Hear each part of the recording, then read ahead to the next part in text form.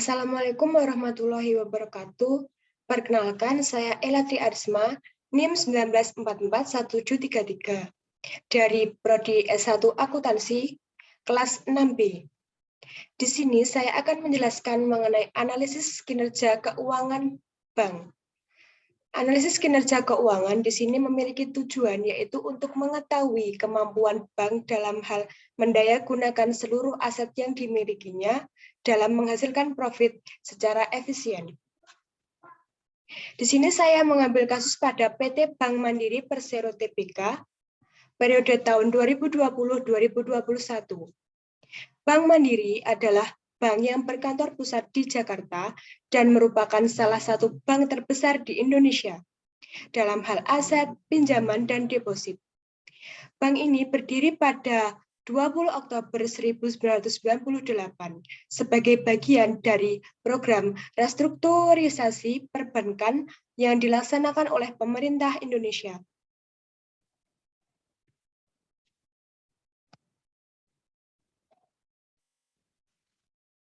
Yang pertama, aspek-aspek dalam rasio keuangan ada 5, yaitu aspek permodalan, aspek likuiditas, aspek rentabilitas, aspek resiko usaha, dan efisiensi usaha. Yang pertama adalah aspek permodalan. Di aspek permodalan di sini ada 2, yang pertama primary ratio. Untuk rumusnya, primary ratio sama dengan equity per total aset kali 100%. Equity pada tahun 2020 yaitu sebesar 204.699.668 rupiah. Sedangkan total asetnya yaitu 1.541.964.567 rupiah. Untuk primary ratio pada tahun 2020 yaitu sebesar 13,51%. Kemudian pada tahun 2021 diketahui equity-nya yaitu 222.111.282 rupiah. Untuk total asetnya yaitu 1.725.611.128 rupiah. Sedangkan primary ratio pada tahun 2021 yaitu sebesar 12,87%. Untuk analisisnya pada primary ratio Bank Mandiri tahun 2020 di sini sebesar 13,51%, yang artinya bahwa setiap 1 rupiah aset dijamin dengan 1,351 modal bank. Sedangkan pada tahun 2021 mengalami penurunan dari tahun sebelumnya menjadi 12,87%. Artinya bahwa setiap 1 rupiah aset dijamin dengan 1,287 modal bank. Jadi meskipun mengalami penurunan, primary ratio masih terbilang baik atau sehat karena memenuhi standar Bank Indonesia, yaitu minimum 3% sampai 6%. Primary ratio yang semakin tinggi maka semakin baik tingkat permodalannya. Untuk aspek permodalan yang kedua yaitu capital ratio 1. Rumusnya di sini yaitu equity per total loan kali 100%. Untuk tahun 2020 equity-nya seperti yang di tabel 204.699.668 rupiah. Sedangkan total loan-nya yaitu 688.796.672 rupiah. Didapatkan hasil untuk kapital rasionya yaitu 29,72%. Sedangkan tahun 2021 untuk equity-nya yaitu 222.111.282 rupiah. Untuk total loan yaitu 927.999.672 Rp636.147. Sedangkan perhitungan kapital rasio didapatkan 23,94% pada tahun 2021. Untuk analisisnya, dari penghitungan yang tadi pada kapital rasio 1 pada Bank Mandiri mengalami penurunan. Pada tahun 2020, kapital rasio 1 sebesar 29,72%, sedangkan tahun 2021 menjadi 23,94%. Hal ini disebabkan karena kemampuan permodalannya yang menurun dari tahun sebelumnya. Namun kapital rasio dari Bank Mandiri masih terbilang baik karena masih memenuhi standar dari Bank Indonesia, yaitu sebesar 10% sampai 20%. Kapital rasio yang semakin tinggi, maka akan semakin baik tingkat rasio permodalan. Untuk aspek yang kedua, yaitu aspek likuiditas. Ada dua, yang pertama adalah kapital rasio 2. Untuk rumusnya sendiri yaitu total loan atau kredit yang diberikan per total deposit kali 100%. Untuk tahun 2020 didapatkan total loan-nya yaitu Rp688.696.672, sedangkan depositnya yaitu Rp1.291.893. Kemudian didapatkan hasil untuk kapital rasio 2-nya yaitu 68,70%. Sedangkan tahun 2021 untuk total loan-nya yaitu Rp922.636.147. Untuk total depositnya yaitu Rp1.128.079.105. Kemudian didapatkan hasil kapital rasionya yaitu 82,23%. Untuk analisisnya yaitu dari perhitungan kapital rasio sebelumnya, pada Bank Mandiri periode 2020-2021 ini mengalami peningkatan. Pada tahun 2020, kapital rasio 2-nya sebesar 68,70%. Artinya bahwa setiap Rp1 total loan dijamin oleh total deposit yaitu sebesar 0,6870. Sedangkan tahun 2021 sebesar 82,23%, yang artinya setiap Rp1 total loan dijamin oleh total deposit yaitu sebesar 0,8223. Hal ini berarti semakin tinggi nilai banking ratio, maka tingkat likuiditas bank semakin rendah. Artinya jumlah dana yang sudah dikeluarkan melalui fasilitas kredit sudah tinggi, sehingga jumlah dana yang dapat digunakan untuk membiayai kredit selanjutnya semakin kecil tentunya. Untuk aspek likuiditas yang kedua yaitu loan to asset ratio atau LAR. Untuk rumusnya yaitu total loan per total aset kali 100%. Untuk tahun 2020, total loan seperti yang di tabel, yaitu Rp688.796.672. Sedangkan total asetnya pada tahun 2020 yaitu Rp1.541.964.567. Didapatkan hasil untuk loan to asset ratio yaitu 44,67%. Sedangkan pada tahun 2021 total loan-nya yaitu Rp922.636.147. Untuk total asetnya yaitu Rp1.725.611.128.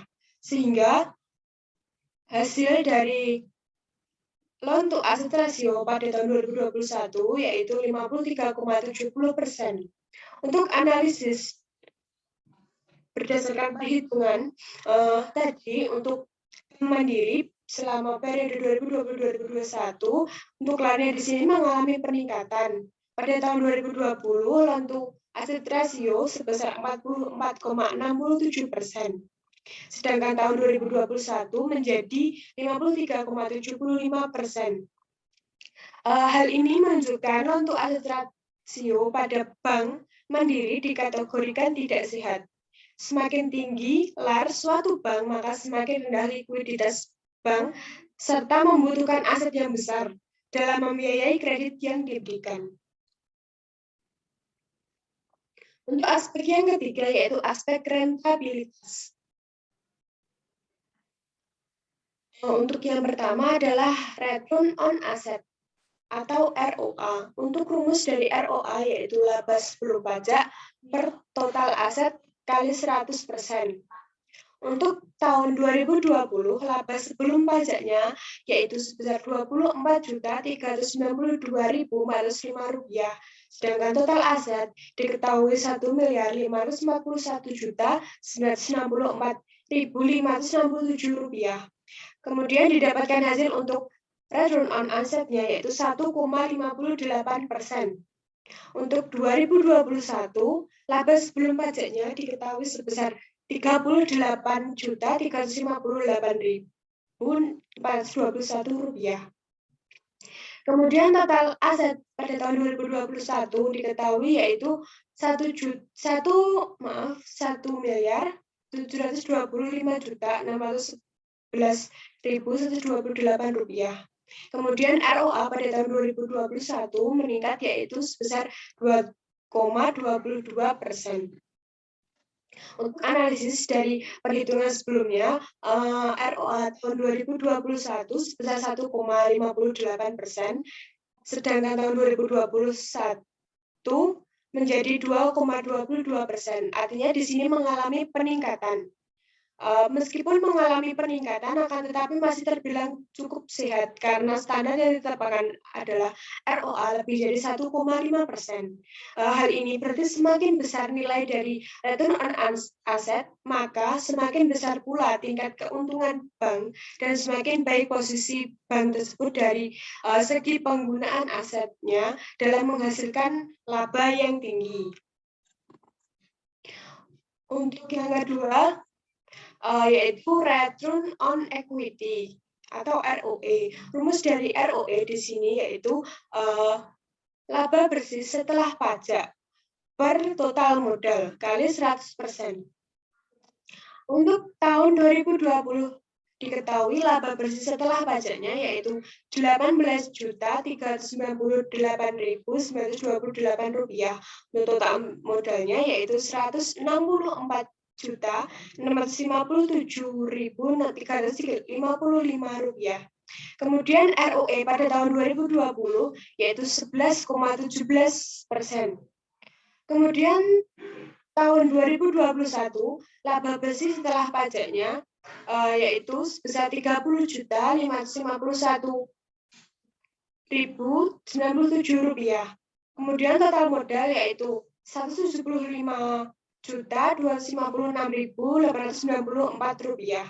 Kemudian didapatkan hasil untuk ROE-nya yaitu 17,43%. Analisis dari perhitungan ROE pada bank mandiri selama periode 2020-2021 tentunya mengalami peningkatan. Pada tahun 2020 ROE-nya tadi sebesar 11,17%, sedangkan tahun 2021 mengalami peningkatan menjadi 17,43%. Hal ini disebabkan oleh return on equity yang dinilai dalam keadaan baik karena standar ROE yang baik adalah di atas nilai 8,32%, serta kemampuan aktiva yang diinvestasikan untuk berputar dalam menghasilkan laba rugi. Aspek yang keempat, yaitu aspek resiko usaha. Untuk yang pertama dari aspek resiko usaha, yaitu aset risk. Untuk rumusnya, aset risk sama dengan equity per total aset min cash min securities kali 100%. Untuk tahun 2020, equity-nya seperti yang di tabel, Untuk total asetnya yaitu sebesar seperti yang di tabel. Untuk cash-nya sebesar Rp206.225.089. Untuk securities yaitu sebesar Rp90.233.679. Kemudian hasil dari aset risk tahun 2020 yaitu sebesar 12,74%. Kemudian tahun 2021 untuk equity dan total asetnya seperti yang sudah saya sampaikan di awal. Kemudian cash-nya yaitu sebesar Rp24.048.485. Untuk securities yaitu Rp97.825.274. Kemudian didapatkan hasil untuk aset risk pada tahun 2021 yaitu sebesar 12,34%. Untuk analisisnya dari perhitungan aset risk pada Bank Mandiri selama periode 2020-2021, di sini mengalami penurunan. Pada tahun 2020 aset risknya tadi sebesar 12,74%, sedangkan tahun 2021 menjadi 12,34%. Hal ini disebabkan oleh penurunan kas atau sekuritas yang signifikan. Untuk aspek resiko usaha yang kedua di sini yaitu credit risk. Untuk rumus dari credit risk adalah bad debt per total loan kali 100%. Untuk perhitungannya pada tahun 2020 untuk bad debt yaitu sebesar Rp65.16.458. Kemudian total loan seperti yang sudah saya sampaikan di awal, kemudian didapatkan hasil dari credit risk yaitu 9,44% pada tahun 2020.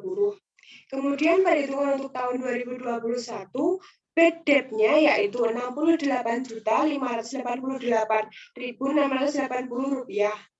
Untuk total loan-nya seperti yang sudah saya sampaikan di awal tadi, kemudian didapatkan hasil untuk credit risk yaitu sebesar 7,39%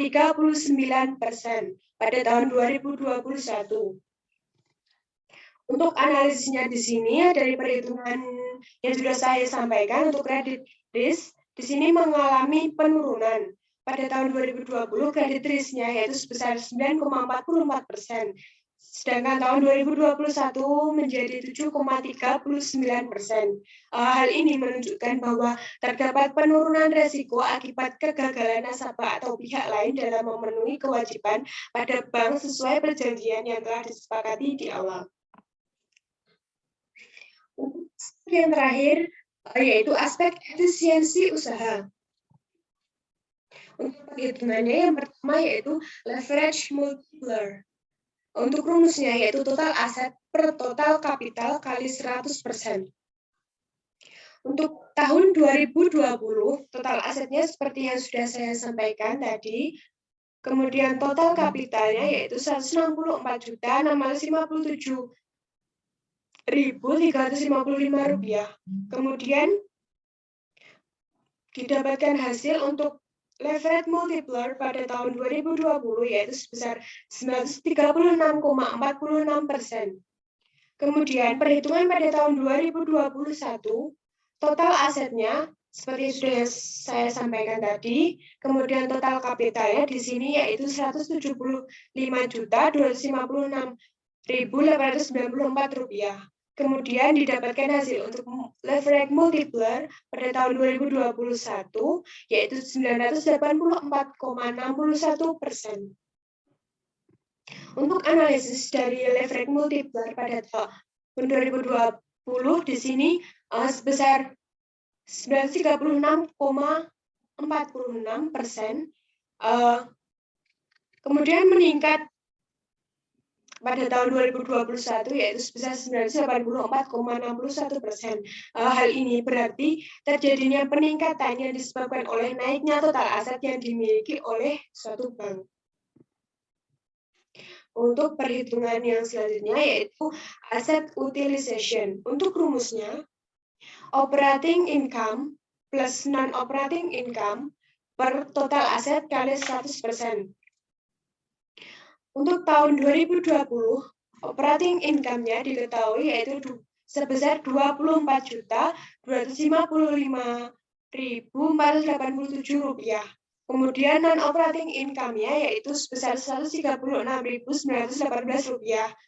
Kemudian total asetnya seperti yang sudah saya sampaikan di awal. Kemudian aset didapatkan hasil untuk aset utilization yaitu 1,58% untuk tahun 2020.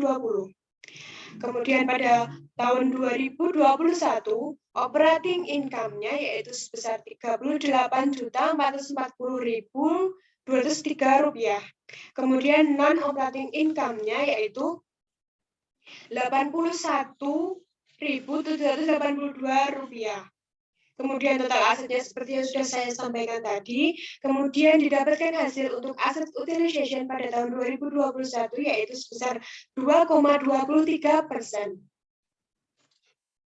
Untuk analisisnya, dari perhitungan tadi, pada tahun 2020 aset utilization-nya yaitu sebesar 1,58% mengalami peningkatan pada tahun 2021 menjadi 2,23%.